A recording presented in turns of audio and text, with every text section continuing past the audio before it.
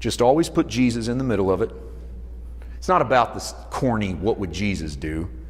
But it's find the spirit of the man.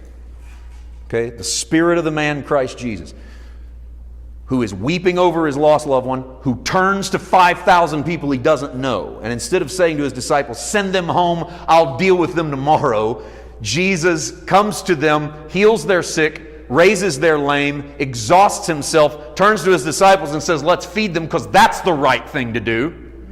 And the disciples go, we don't have enough food. And Jesus said, well, then go buy it because that would be the right thing to do. And they say, well, we don't have that kind of money. And Jesus says, then give it to me. And when he gets it, I don't think he knows what he's doing. I'm serious. This is a developmental stage I'm in walking through the ministry of Jesus. This whole right in the dust move Jesus does in John 8, that's a doodle for time. I'm serious. Now, that really offends some people, so let me take a slow step there. Because I think what happens is Jesus, we've misinterpreted Jesus. Jesus is a man walking by faith. And men walking by faith have to shut their mouths and listen. Amen. Okay? And if you don't shut your mouth, you probably don't listen. And so Jesus is confronted. They go, here's a woman. And I know I'm off of my 5,000, but you've been here with me before. All right? You've ran that rabbit before. Let's chase him down. It's not going to do any of us any good to let him live. They throw a woman in front of Jesus and they got rocks in their hands. They're going to crack her skull and kill her. Call it what it is. I think we softened it when they were going to stone her to death. They were going to bust her head open until her brains fell out and she died because they caught her committing adultery. The guy got off. Apparently both literally and figuratively. Oh, that's too crude. I didn't write the story down. The Word did. The woman's there. She gets nothing out of it but a death sentence. And they say to Jesus, Moses says we ought to stone her to death. What do you say? And the Bible says that Jesus just doodles. And you can go, well, he's writing down the 7th commandment, or he's writing grace in the dust. No, he's not. He's stalling. Because when he looks up, he says, well, this is really what he says in the Greek. Go ahead and kill her. If you can. Because it ain't going to be easy. Because you're going to have to bust her head open. I mean, you're going to have to stand here and watch her bleed to death. You're going to sleep with that tonight. That's going to be on your conscience till you die. So if you're that kind of man, I guess kill her. And he goes back to doodling. That's my kind of leader. Just take a minute and doodle if you got to. Follow the Spirit.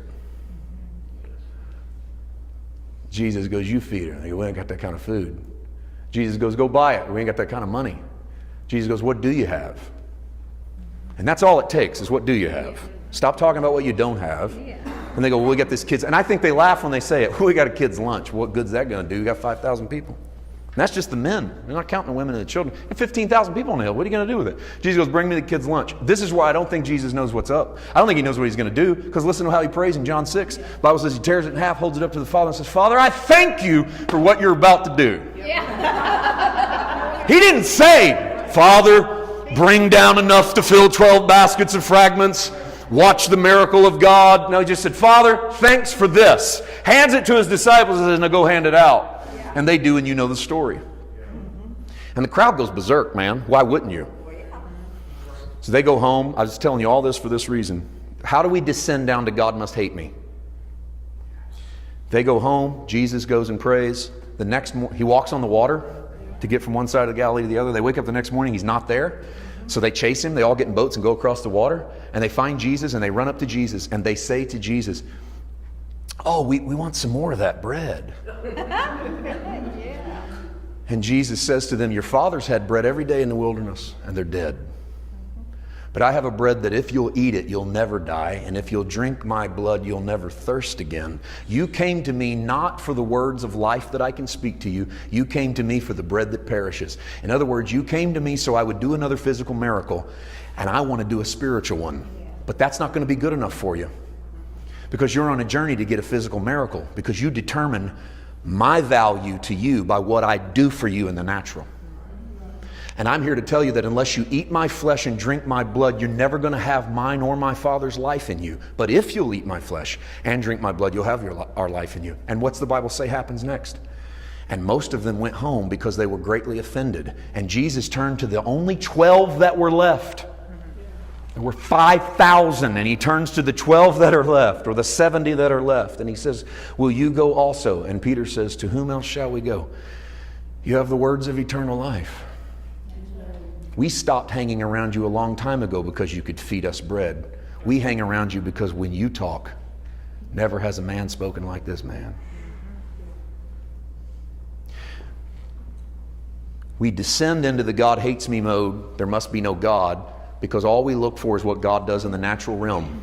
And when God stops doing something for us in the natural realm, we've already made a determination about God that is wrong.